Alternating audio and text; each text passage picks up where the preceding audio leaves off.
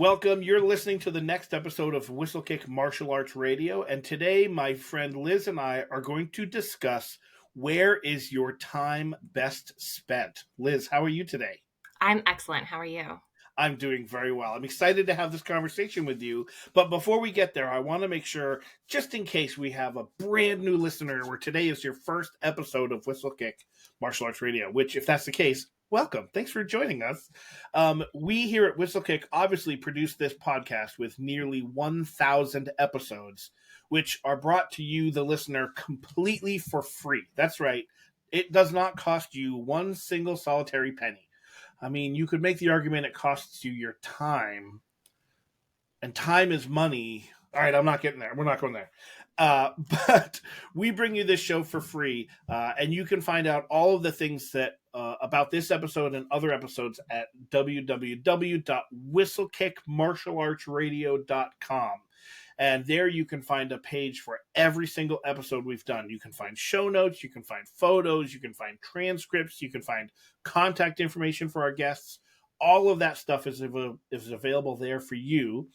But the podcast is one small part of what Whistlekick does. If you go to whistlekick.com, you can find out all of the activities that Whistlekick is involved with, all of the things that we do, whether it's events that we host throughout the country, whether it's merchandise that you can buy, which you can use the code podcast15 and save yourself 15%. Or maybe you want to purchase some books, or maybe you want to purchase a training program. Maybe you're a school owner and would like to join Whistlekick Alliance to get some information on how to grow your school better and get some consulting through that service. That would be something amazing. And lastly, as I mentioned at the beginning, this show is brought to you for free. However, it is not free to produce. It does cost money, and so we would love for you to join us through our Patreon to help support the show.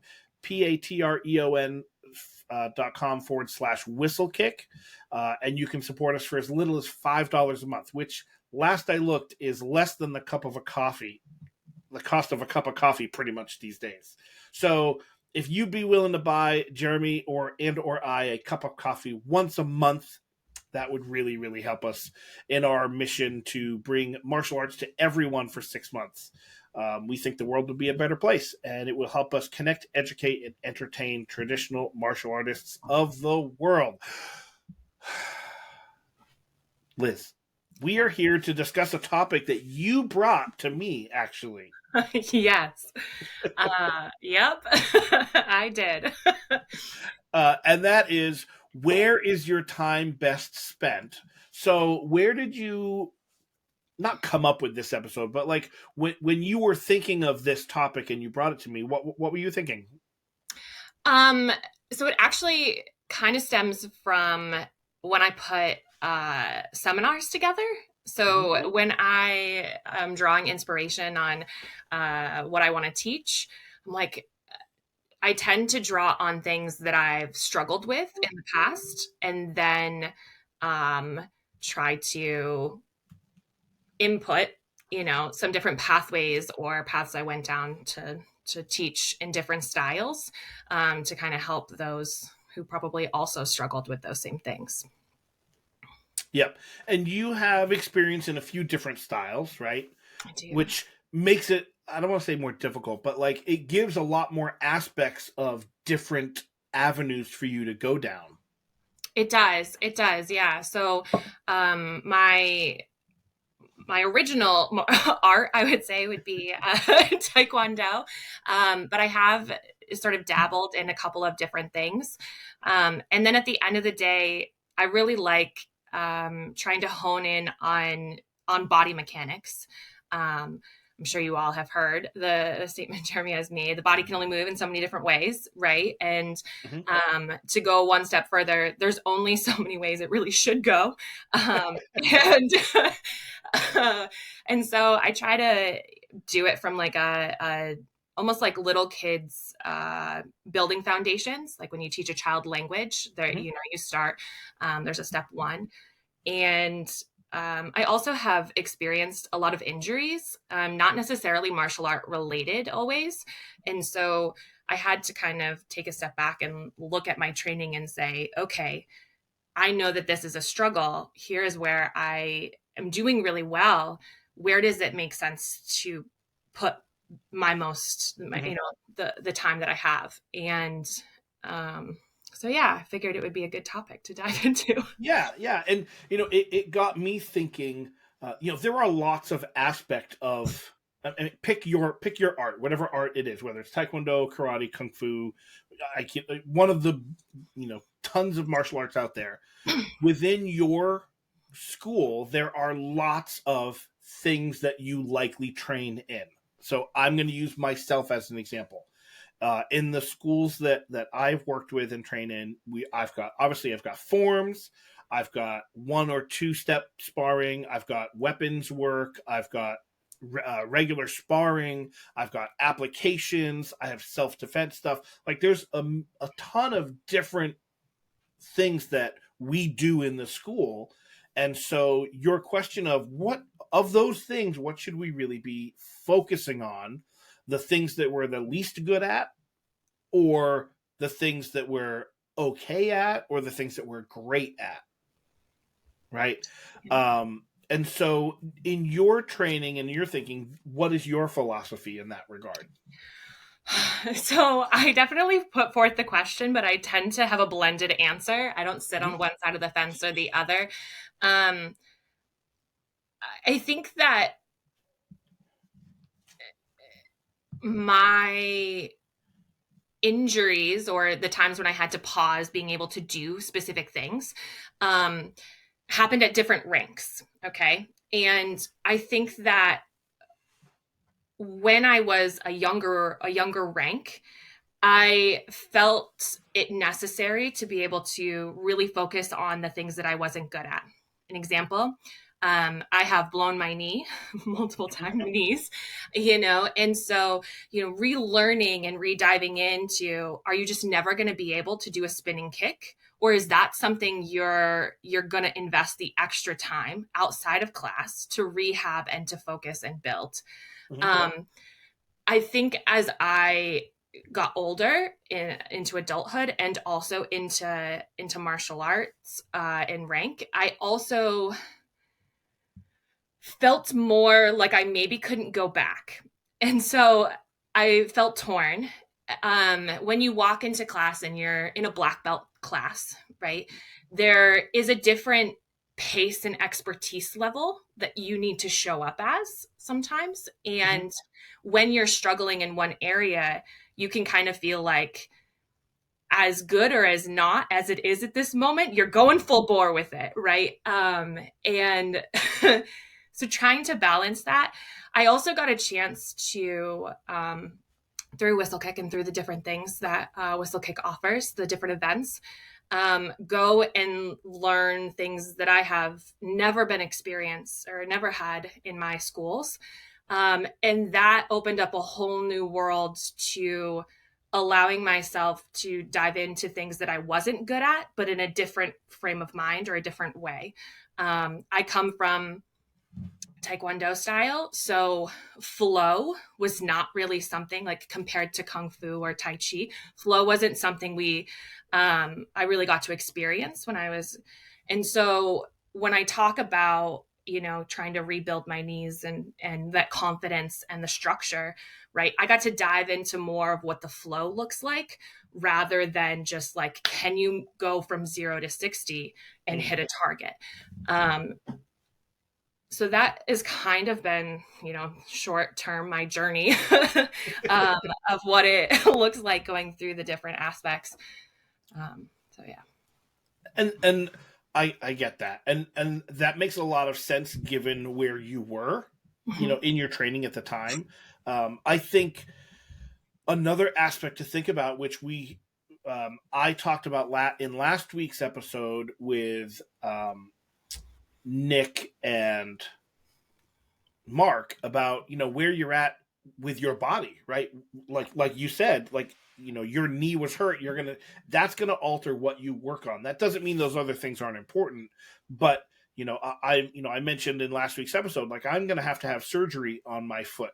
I will go in at the end of the week and find out when that surgery is going to be, but that's absolutely going to change how I train and what I'm focusing on because of where I'm at in my personal, body and what I can and can't physically do. It doesn't mean those things aren't important, but, so I totally get what you're saying. It makes a lot of sense. Let's talk a little bit about, I suspect everybody can relate to this. Like I mentioned, in our school, I've got these 5, 6, 7 different aspects of the things that we do in our school that are required for testing and rank progression and things like that. If you were to take all of those things and rank them, one of them is going to be the thing you're the least excited about, right? Mm-hmm. And I've mentioned on the show multiple times, for me, it's sparring. I just don't enjoy sparring. I recognize that it's valuable. I recognize that it is an important skill to learn. But it's just not the thing that excites me about training. Can you talk a little bit about yours? Like, where do you land with all of those different aspects? I love sparring. Yeah.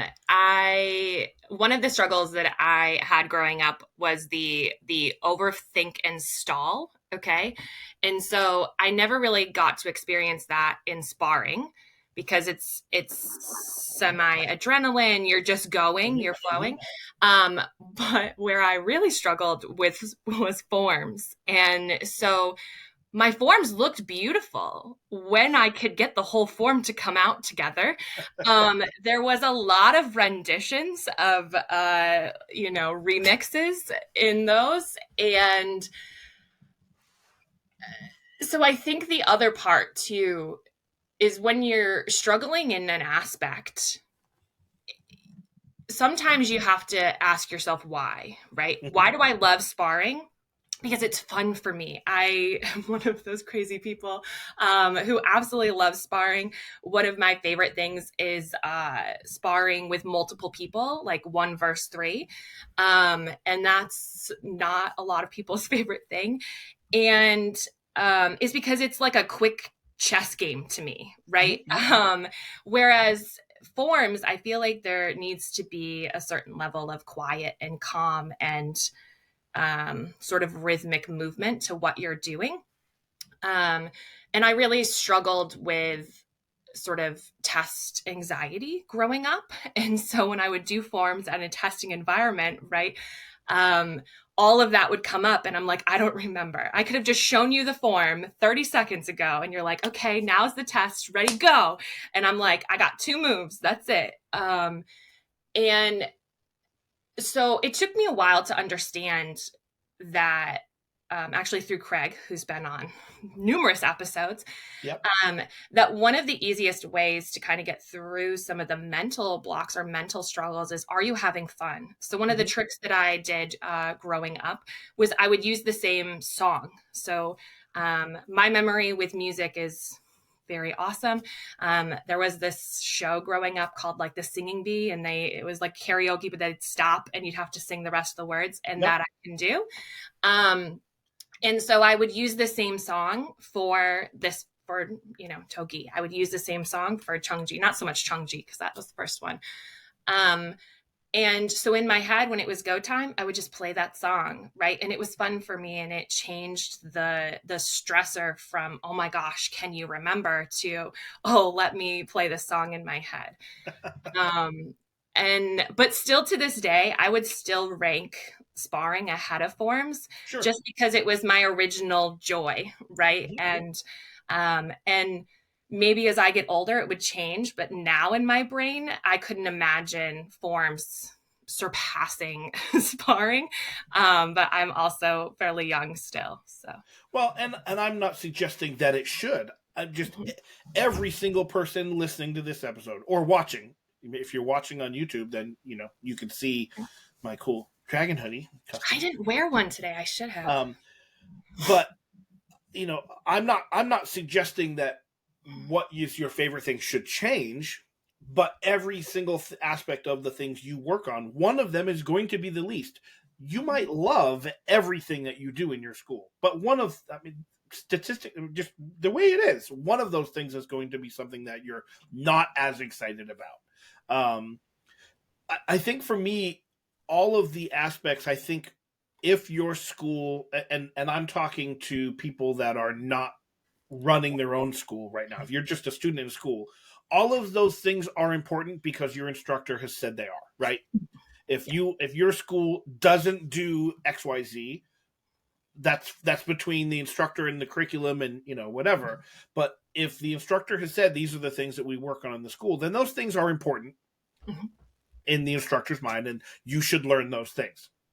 We're not going to get into whether those things are valid or not, because everyone can train in the way that they choose, right? But the next question is the things that you are least not comfortable, the things you don't enjoy the most. Should you work on those things more? So for me, I don't enjoy sparring as much. It's my least favorite thing. In fact, I would almost go so far as to say I don't really enjoy it at all.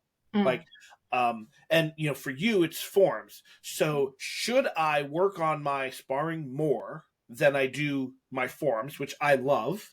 It's interesting. We're diametrically opposed on this, right? Yeah.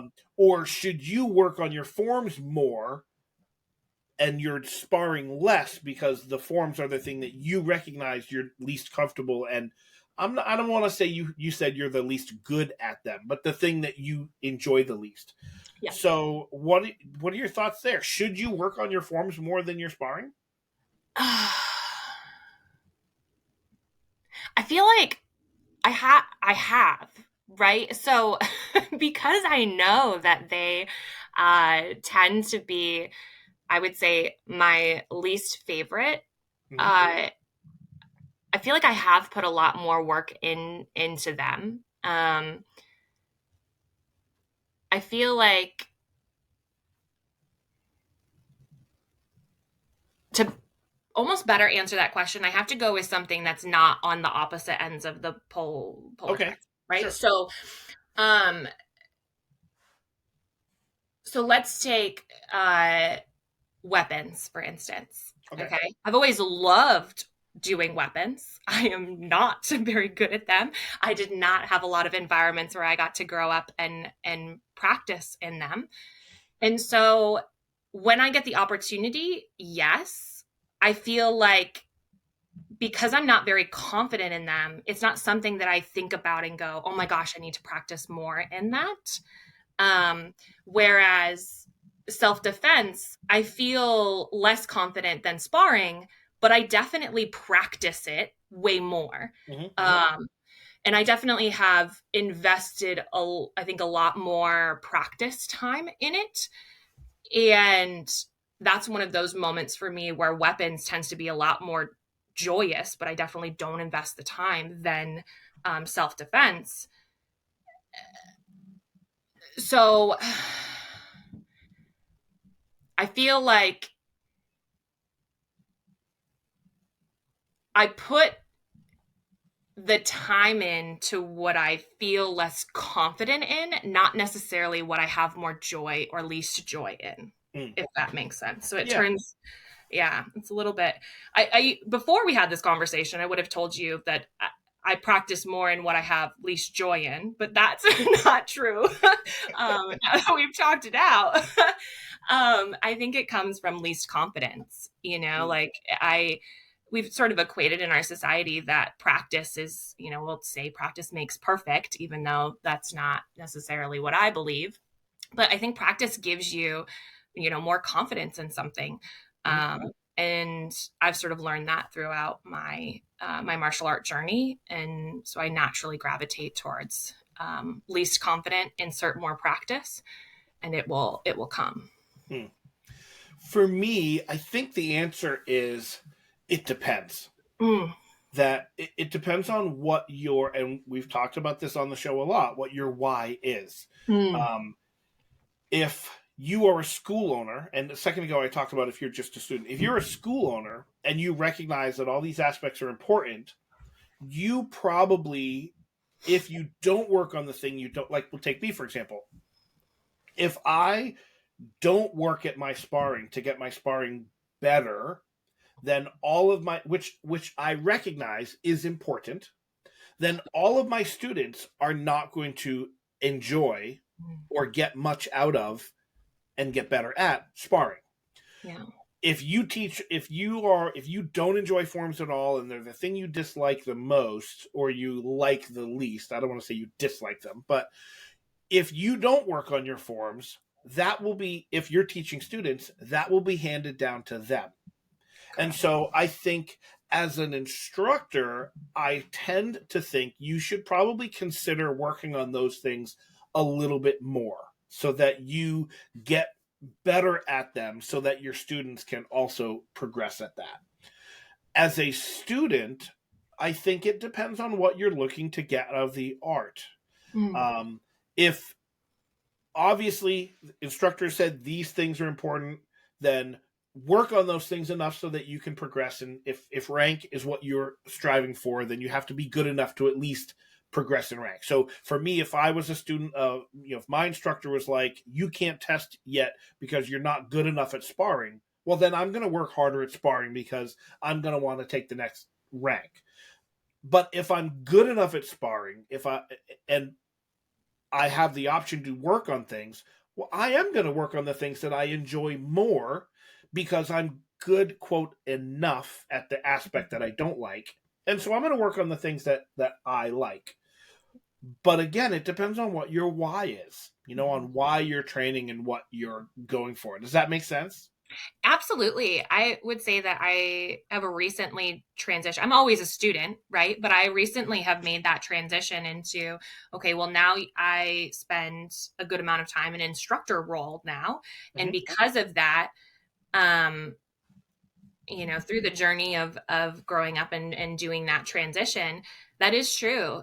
For me, I got to a point where I was like, here are the things that I'm least confident in, and I'm going to teach from a place of where I'm confident, right? And so I need to elevate those next pieces so that I feel like I am able to teach, because you're right, my students deserve all of the options, right? To be able to make their choice and be able to really build a good foundation of why. And if I've skewed the picture a little bit,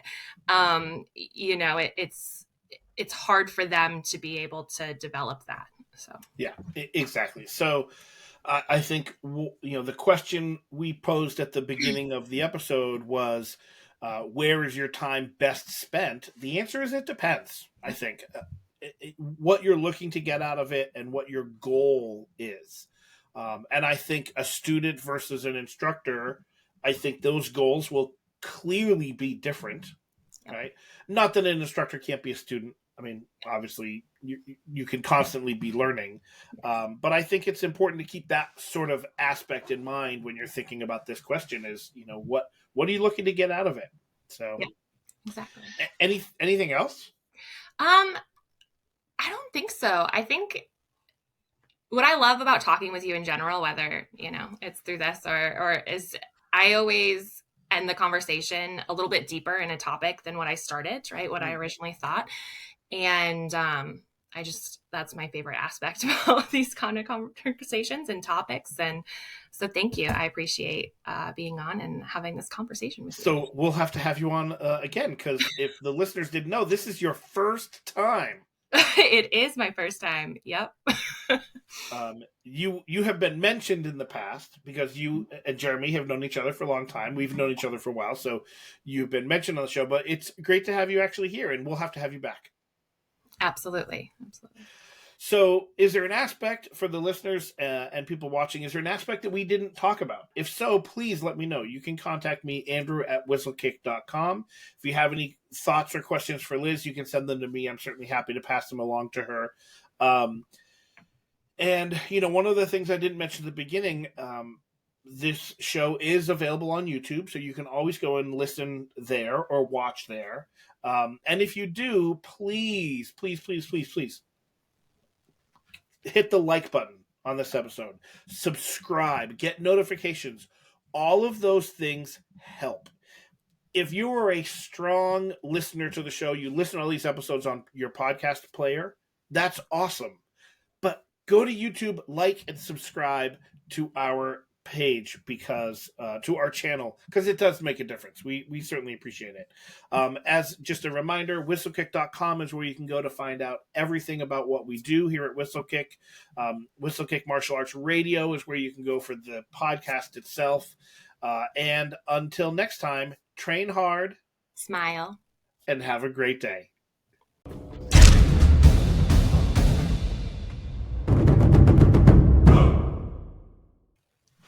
Welcome, everyone. You're listening to the next episode of Whistlekick Martial Arts Radio. And today, my good friend Liz and I are going to... We're going to start that all over.